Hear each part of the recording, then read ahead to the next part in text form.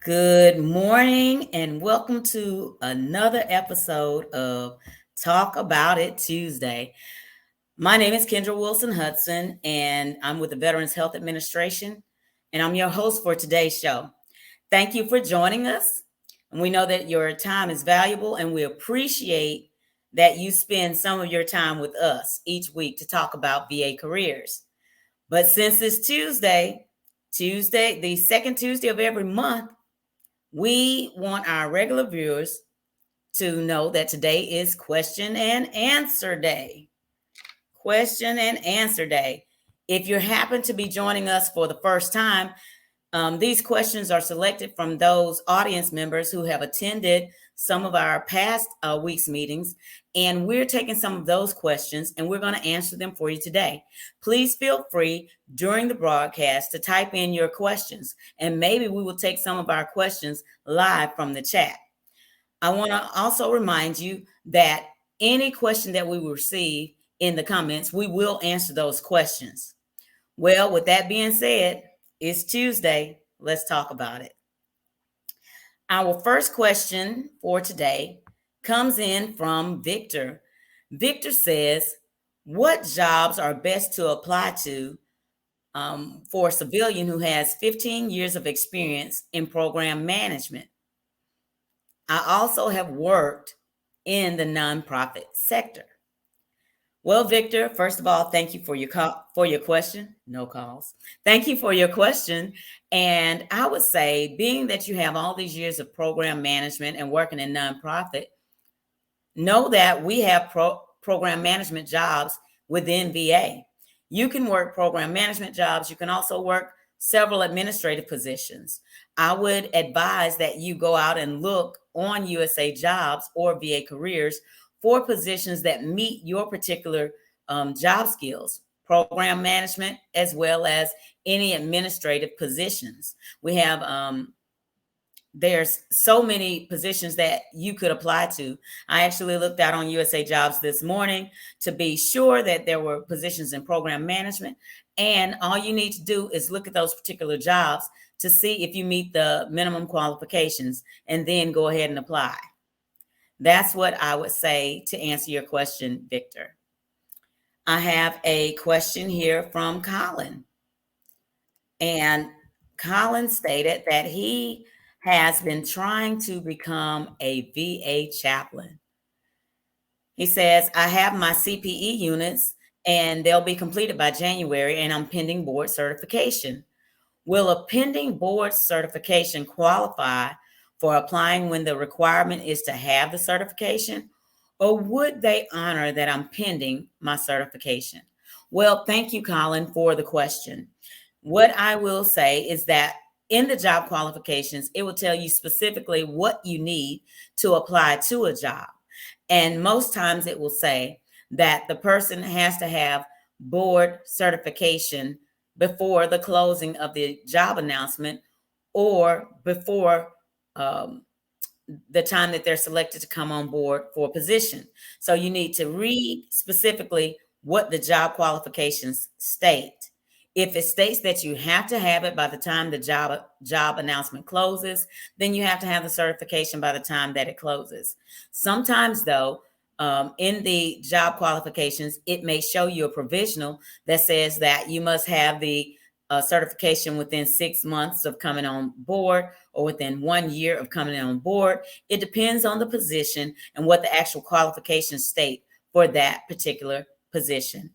I hope that answers your question, Colin, and I wish you well in your future endeavors of becoming a VA chaplain. Sean sends in a question and he says, how might someone become a peer support specialist with VA? Well, to be eligible for a peer support specialist position, first you have to have, number one, be a veteran who has recovered or is recovering from a mental health condition. And that person must have spent at least 1 year, 1 year in personal recovery from a mental health condition. Number two, you have to be certified by a not-for-profit entity engaged in peer specialist training. And also, I think the second is to have the state um, satisfy the requirement with the state for a peer support specialist. And that requirement is that you have spent that 1 year in personal recovery from a mental health condition. I checked USA Jobs this morning, Sean, and there are several peer support specialist positions that are open throughout the United States. So I would say to you as well, go out and look for positions in your area or the areas, locations that you would like to work in, and review the qualifications there. Make sure that when you're reviewing the qualifications, I use the qualifications on a USA Jobs announcement as my checklist. I try to print it off and I just go by checking off the list to ensure that I have everything that I need, that I meet the requirements in order to be qualified for a particular position. So, Sean, I hope that helps you, and I wish you well in your future endeavors as well. Gabdo sent me an interesting question. At first, I said, I don't know if we can really do this, but I went ahead and I did the research. The question from Gabdo is this: how do I appeal jumping from a GS7 to a GS11 based on graduate degrees and experience qualifications and not based on my current SF50? So, if I understand your question correctly, Gabdo, you're trying to go from a GS7 to a GS11 without having to apply for a position. That's what I think you're saying, and I'm going to answer your question the best that I can. When you ask about appealing your grade, jumping from a GS7 to a GS11, there's not an actual appeal process. If you are a veteran, veterans can apply to positions up to a GS11 using their veterans VRA, the VRA. With VRA, you can go from a GS5 to GS11 position as long as you have the experience that qualifies you for that position. You can apply and you can be selected for that position. But if you're already in a position and you're a GS7, say, and that position goes to a GS11. If you were brought in at the GS7, in order for you to get to the GS11, you have to hit all of those steps, because at the time that you applied, depending on what grade level you applied to and what grade level you were brought in at, you would have to go from the GS7 to the GS9 to the GS11. That's if you were brought in at the GS7. When you're brought in, before you accept the position, you should at that point ask about other levels. For example, if you came in at the GS7, you feel you qualified at the GS9. If you applied at the GS7 and the GS9, it's at that point that you find out and ask the question, well, I think I qualify for the GS9. Why wasn't I graded at the GS9? You have to do that on the front end of your quest to become a GS7, 9, or 11, using that as an example. If you have questions, you should ask at the front end, not once you're actually in a job. And I hope that answers your question, Gabdo. Jen sent in a great question. She says, do you have any thoughts on skills-based versus chronological resumes? Well, yes, Jen, I do have thoughts about that. A lot of people will do separate resumes. They do a chronological resume, which really just gives you a timeline of the positions and jobs that they've held. Others will give you a skill-based where they go into detail about the jobs that they have particularly worked, giving an overall view of their skills. For me, personally, I like a resume that combines the two.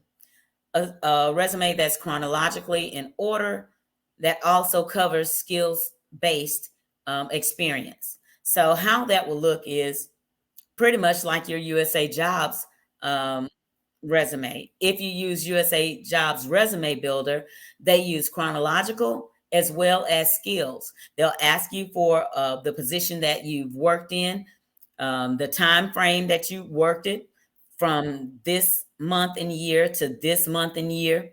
They want to know the number of hours that you worked. For example, If you work part-time and you worked 30 hours versus full-time, which is 40 hours, they need to know that it was a part-time position with 32 hours so that they can correctly give you the experience for that position. For full time, we look at anything that's 32 hours to 40 hours, and we can assess that as a full time position. Anything under that, it's part time, and we have to look at the part time and actually collect that information to make it equal a full-time position. So sometimes you may have to work a year and 2 months or a year and 3 months to be considered full-time if you're 30 hours or less for a full-time position. Okay. So when you're looking at your resume, I would say do chronological as well as skills based. So you would put the chronological information, but then underneath that, you'll go into detail as to what you did on the job. Now, when I say go into detail, I mean, looking at it and giving the overall arching duties of the job, not going into detail to say that I took a piece of paper and went over and put it in a folder, took the folder, put it over in a file cabinet. No, we want to know the particular details that qualify you for the job that you're applying to. So I would say a combination of the two, Jen, chronological resume as well as skills based combined.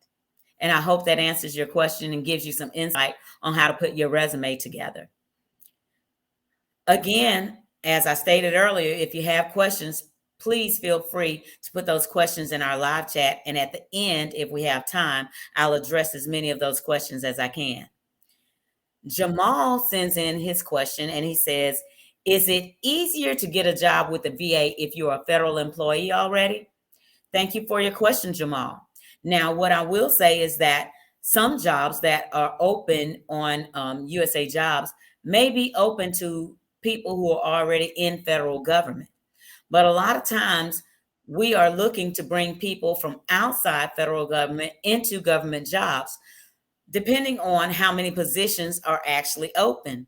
So sometimes it may not be the fact that the person is in a federal job or a federal employee already. A lot of times we may just be looking to fill as many positions as we have from inside and from outside.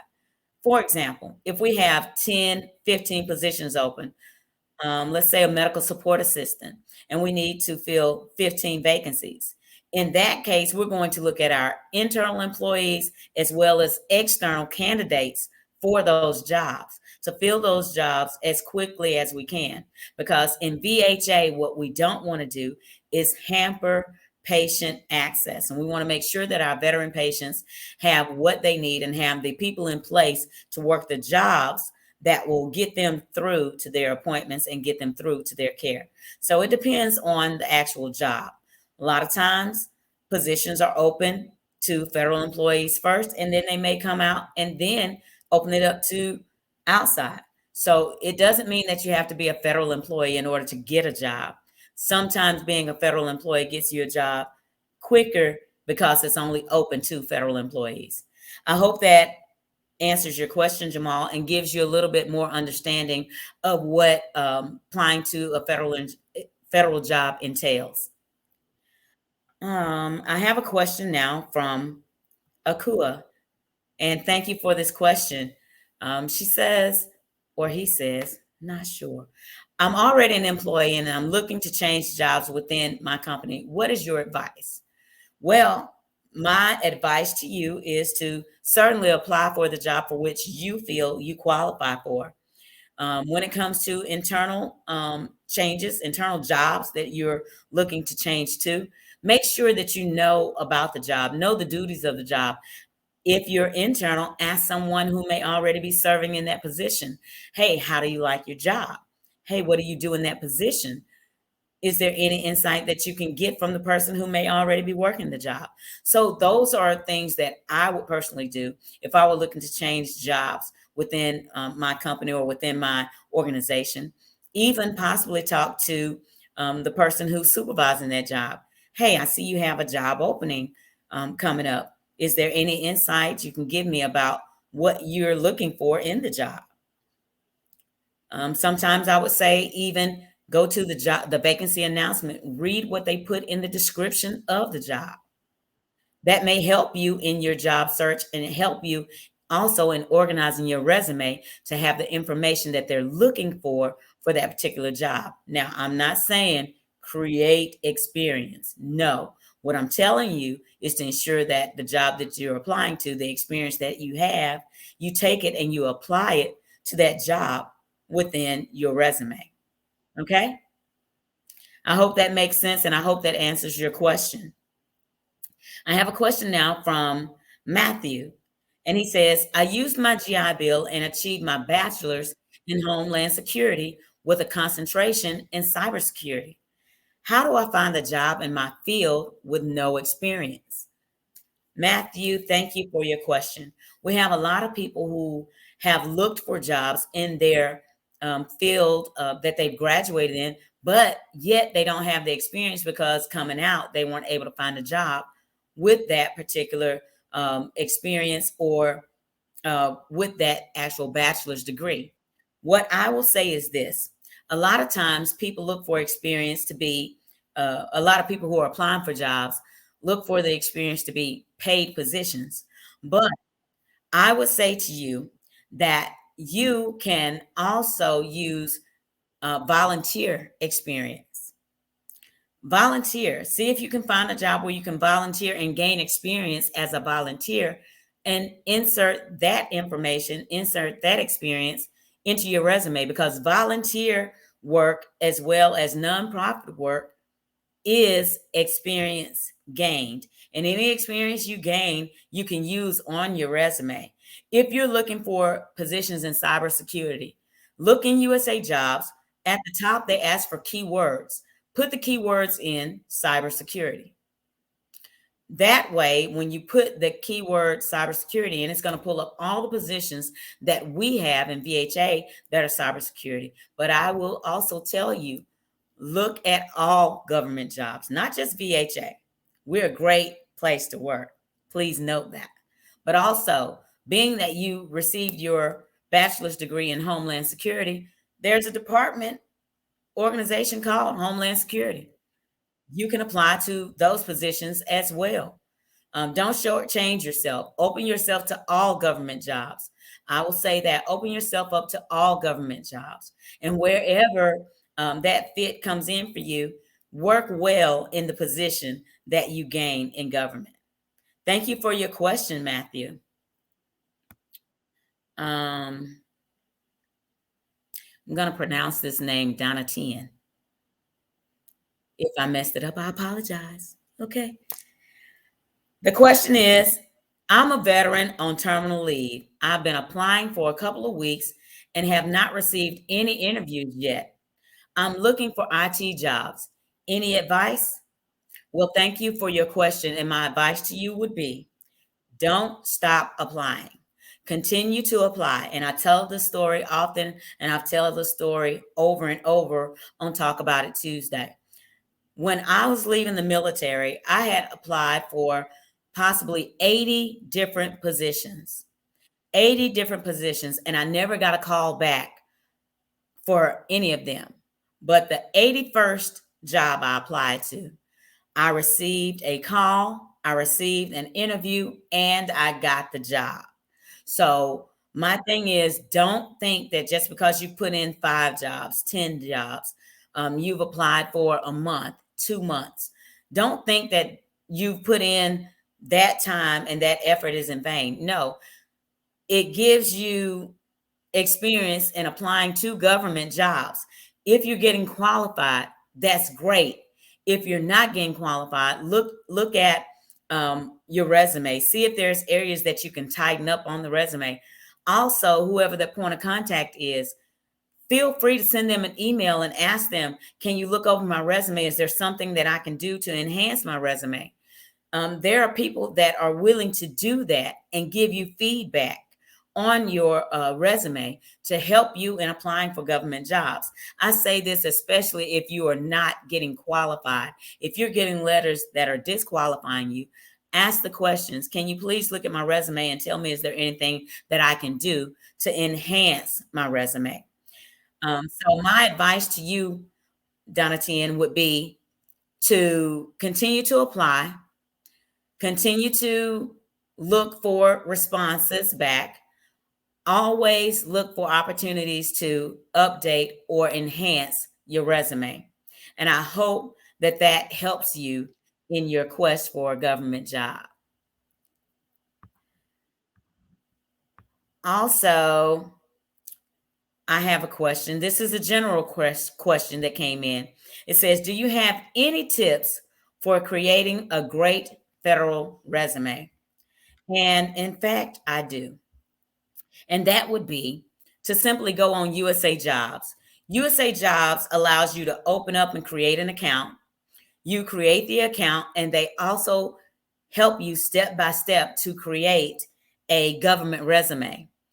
And I would say that even if you don't do a government resume, go through that resume builder and ensure that in your personal resume, you have everything that they request in the USA Jobs resume builder. For example, like I said earlier, the title of the job, uh, the organization that you worked with, how long you worked there, was it full-time, part-time? When you do the how long you worked there, make sure you put month and year.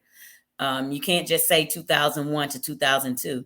That could be December 31st, 2001 to January 1st, 2002. Doesn't give us a range to go by. So be specific in those. And then when you come to your experience in Resume Builder, it allows you so many characters, maybe 4,000 per job. Make sure that you're detailed about what you did so that the Resume Builder captures that. And again, if you do your own resume outside of Resume Builder, ensure that you give us enough information about the job that you worked in that we can see that you have the experience needed for the job that you're looking for in VHA or some other government organization. I see here in the chat we have some questions. Let me scan to see what we have. Okay. So we have a question here. Let me scroll up a little bit. As a mental health social worker, how hard is it to transfer within the VA system? Thank you for your question, Jason. And I will say this with VA, with VHA, if you're trying to go to work at another VA, we have jobs opening throughout the nation and you can transfer. But the thing is, there are some places that you can contact, find out, hey, do you have this position open? I would like to transfer to your facility. If you're able to talk to someone via email or Teams, if you're already in the VA system, ask them if they have a position open and see if you can send over your CV directly. They can consider you, and if you're already in, they can do what's called a non-competitive appointment, but that would be to a position that's the same grade and same title. If the position is a higher grade or a different title, you would need to apply. But transferring within the VA system, jobs are open nationwide. Shouldn't be a problem for you to apply and transfer. That's what I have for you, Jason, and I hope that answered your question. I have a question from Rodney.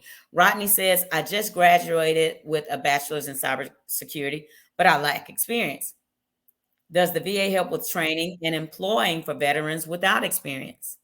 If you are a veteran, Rodney, I don't know if you are a disabled veteran or not, but I can say this: for veterans who are 30% or more disabled, you can go to the VBA, the Veterans Benefits Administration, and the Veterans Benefits Administration have counselors that work with voc rehab and may be able to get you placed into a position where you can get experience through their organization, through their office. Otherwise, veterans without experience, again, like I said earlier, to a question similar to this, there are always organizations who are looking for volunteers. You can volunteer and get the experience that you need in order to apply for a position. All experience is experience, whether it's paid or non-paid. So I will say to you, Rodney, use what you have, um, whether it's paid experience or non-paid. Make sure you write it into your resume and make sure that you have people that can back up or who can verify, vouch for you that you worked at that position, worked there doing the work. Okay? I hope that answers your question. Okay, I have a question from Tanya. And she says, when putting experience with Army Reserve experience for someone who is yet to leave for officer candidate school, should they put officer candidate as his title, even though they may be a commissioned officer by the time the resume is reviewed? Thank you, Tanya, for your question. And to answer your question, yes, you can't put on there that you are an officer. If your experience is as an officer candidate, then that's what you will put, officer candidate. And you can put in parentheses when the anticipated date for you to become an officer is. But as far as your title, I'll put officer candidate. And I hope that answers your question. I think we have time now for maybe one or two more questions. These are going to be the last two questions. It says, upon being referred to a hiring director, can they make a decision to hire someone else before you even get to interview with the manager you were referred to? And that question comes from Savone. And Savone, I can say that it depends on what the situations are. A lot of times people are interviewing for positions and they also can receive applications that come in for people who are non-competitively being referred, being that may be a veteran, being that may be someone who's already serving in a position, in a like position right there within the facility. There's a possibility that your question, as you phrased it, can they make a decision to hire someone else before you even get to interview? There's a possibility that can happen. It doesn't happen often, but depending on the situation and circumstances, Savon, that can very much happen. So I hope that answers your question. It may not be the answer that you want to hear, but I'm giving you the truth as it is. That can happen. I see we have a question, a general question that says, how far back should I go with my relevant experience? Um, and this is on a resume. And I will say this, as far back as you need to convey what you need, that you have the experience that they're looking for. Sometimes that may not be in 3 years. Sometimes that may not be in 4 years, 5 years. I have had to sometimes go back to even when I was in the military. I've been out of the military now for over 20 years, but the experience that I gained there, I've had to use on a resume to show that I had the experience somewhere. So it depends on the relevance of the experience that you're looking for to convey for the job that you're trying to apply to. So with that, I hope that answers your question. Now, this will wrap up our meeting for today. I thank each and every one of you for tuning in, and we hope that this information has helped you in some way.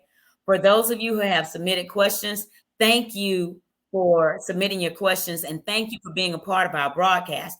We appreciate the interest that you show. If you submitted questions and we didn't get to it this week, please note that we will go back and respond to your questions. And who knows, we may use your question in future broadcasts. With that being said, thank you again for coming in to Talk About It Tuesday. I've been your host, Kendra Wilson Hudson, and thank you for joining in. We'll see you next time. Have a great day.